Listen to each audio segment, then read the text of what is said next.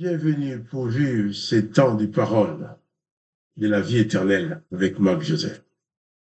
Les paroles de la vie éternelle, ce sont les paroles de Jésus-Christ qui nous donnent la possibilité d'accéder à la vie éternelle, contrairement à d'autres dispositions qui ont été prises à l'encontre de l'être humain.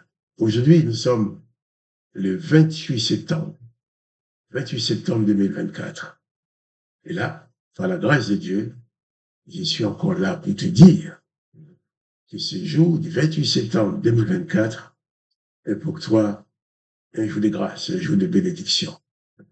Parce que la présence de Jésus-Christ est dans ta vie. Lorsque Jésus-Christ est présent, chaque jour qu'on vit avec lui est un jour de grâce. Parce que Jésus-Christ, c'est lui le promoteur de la grâce. J'aime bien répéter et rappeler qu'avant la venue de Jésus-Christ, le peuple d'Israël qui a accueilli la présence de Jésus-Christ sur leur terre avait la loi de Moïse et les ordonnances, la loi de l'Éternel qui a été transmise par Moïse et les ordonnances de l'Éternel aussi transmises par Moïse. Mais il est écrit que la grâce et la vérité ne sont venues que par Jésus-Christ.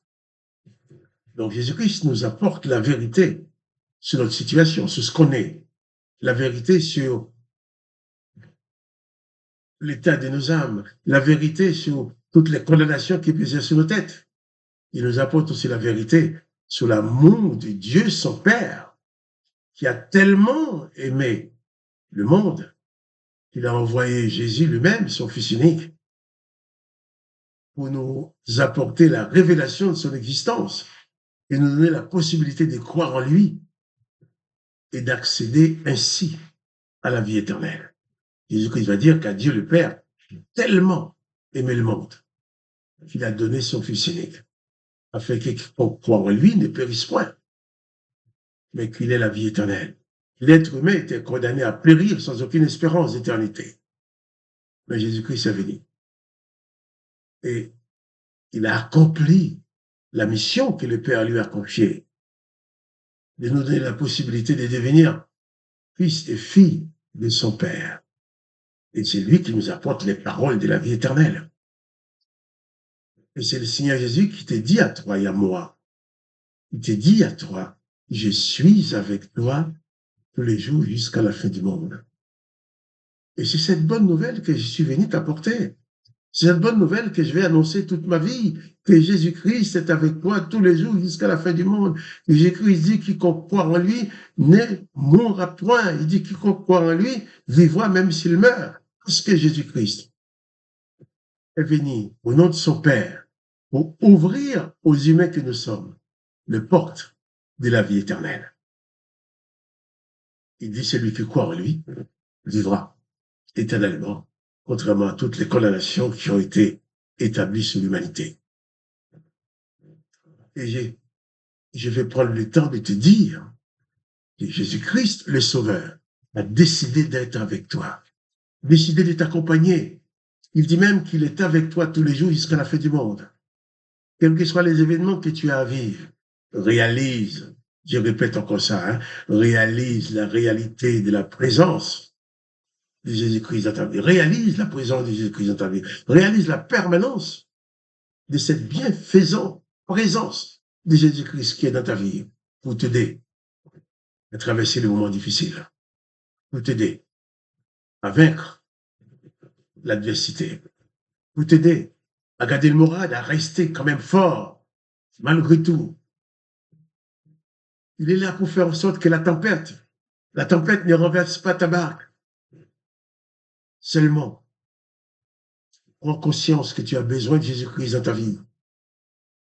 Je ne parle pas des religions. Aucune religion ne peut te sauver.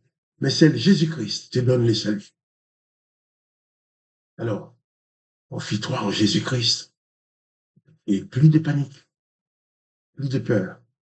Si tu réalises que Jésus-Christ est avec toi, tu peux bannir de ta vie toute forme de panique et de peur. Tu peux t'installer dans l'apaisement et dans la paix qui donne la présence de Jésus-Christ. Et je vais bientôt pouvoir lire avec toi la suite de l'évangile de Jean, chapitre 16. Oui, nous sommes au chapitre 16 maintenant. Nous avons lu ces passages hier que Jésus a dit, eh bien, on nous mettra dehors des synagogues, des églises, les religieux vont nous chasser. Certains nous promettront même la mort. Et s'ils arrivent à nous tuer, ils estimeront avoir rendu service à leur Dieu. Mais ces dieux-là, nous va prendre plaisir dans la mort. Ce n'est pas les dieux de Jésus-Christ. Jésus-Christ nous dit surtout, nous devons aimer comme lui l'a aimé. Il nous dit surtout, nous ne devons pas juger et condamner les autres. Mais il savait que des hommes d'autres allaient te juger, te condamner.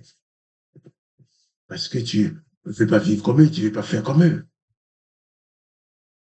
Jésus a dit, je vous ai dit ces choses afin qu'elles ne soient pas pour vous une occasion de chute quand elle arrive. Il nous avertit. Jésus nous a aussi dit que nous pouvons faire connaître nos besoins à Dieu le Père par la prière. Nous pouvons aller vers Dieu le Père en son nom. Il a dit, si nous demeurons dans sa parole, si sa parole demeure en nous, si nous nous aimons les uns les autres, ce que nous demanderons au Père, le Père nous les donnera en son nom. Mais en son nom, il faut demeurer en Jésus-Christ. Ce n'est pas le tout de dire le nom de Jésus-Christ, mais il faut aussi demeurer dans ses commandements, comme il a dit. Si vous gardez mes commandements, vous êtes réellement mes disciples. Et si vous demandez le Père en mon nom, il vous les donnera. Et avant de lire les textes de l'Évangile de Jean, chapitre 16, je vais prendre le temps de prier avec toi, demandant à Dieu le Père de fortifier ta foi. Père, je viens devant toi avec ce frère et cette sœur, cet homme, cette femme qui écoute et qui regarde cette vidéo et qui prie en même temps que moi. Tu connais ses besoins. Je viens te demander dans le nom de Jésus de poser ta main bénissante sur lui, sur elle, de faire en sorte que sa vie soit une réussite sous ta direction. Ne permets pas que cet homme, cette femme qui croit en toi connaisse l'échec. Viens toi-même t'installer dans sa vie pour réussir. Merci. Parce que s'il est malade dans son corps, tu donnes la guérison. Donne la guérison dans son âme, dans son esprit et dans son corps. Instaure ta paix dans sa vie. En sorte, Seigneur, qu'elle puisse trouver la paix, la joie, le bonheur et l'apaisement en toi. Merci parce que tu es le Dieu qui nous aime. Tu n'es pas le condamnateur. Tu es celui qui nous donne la vie. Tu n'es pas celui qui nous ôte la vie parce qu'on a commis une erreur. Au contraire, tu as envoyé ton Fils unique qui a été mis à mort sans avoir commis aucun péché. Mais il a donné sa vie pour nous.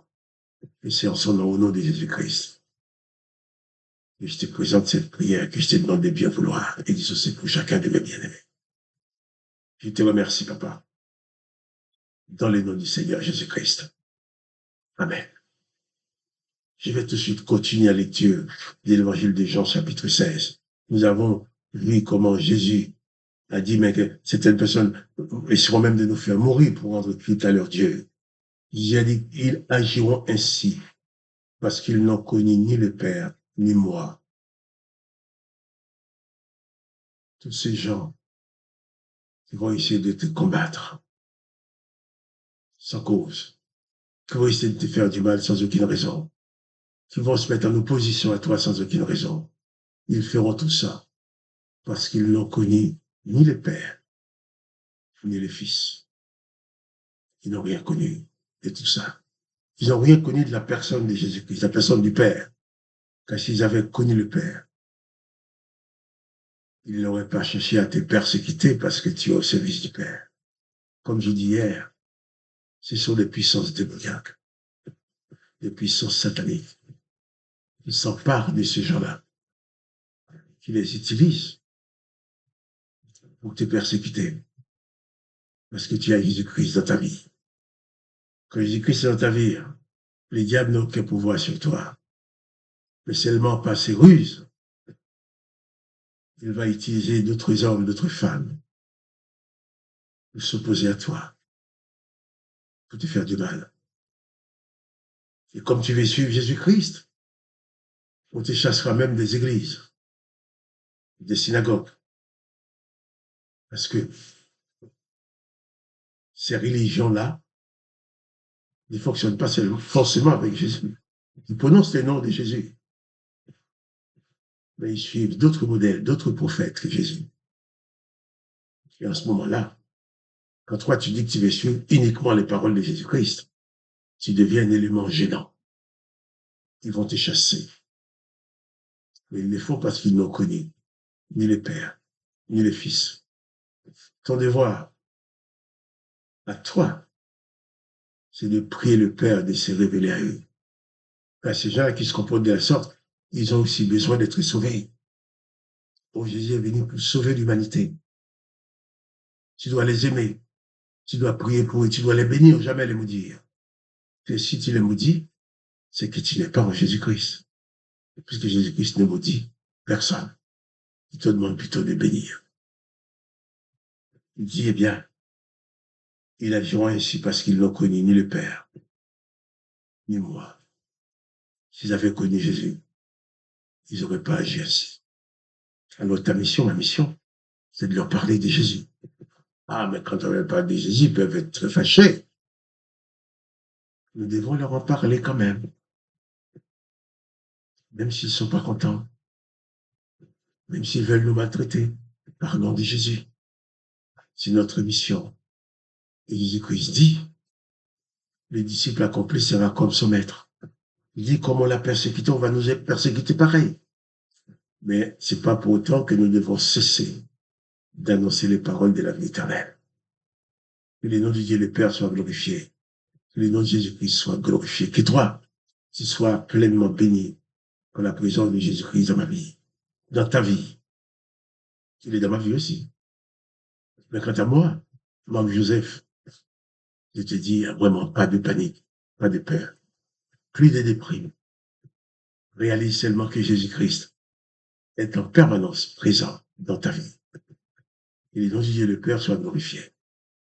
Que le nom de Jésus-Christ soit glorifié. Que toi, tu sois pleinement béni par la présence de Jésus-Christ dans ta vie. Quant à moi, Marc-Joseph, je te dis, pas de panique. Le Seigneur Jésus le Tout-Puissant est avec toi. Et si tu aimes cette vidéo, partage-la avec tes amis. Je te dis aussi à demain pour la parole de la vie éternelle.